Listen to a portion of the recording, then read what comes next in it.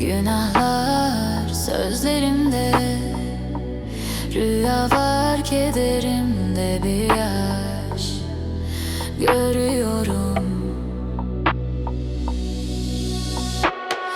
Belki de yanlıştı doğrularım, aşkın sevgin sorguladım. Yollarım kapalıydı, zorlamadım. Öldürdüm çiçeğimi, yaşatamadım.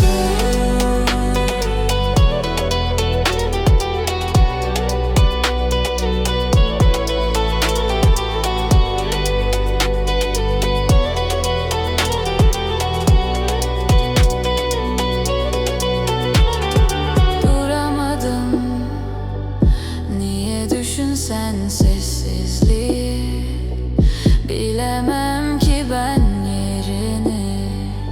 Sessizce döner misin? Sanmam ki, belki de yanlıştı doğrularım. Aşkın sevgin sorguladım. Yollarım kapalıydı, zorlamadım. Öldürdüm çiçeğimi, yaşatamadım.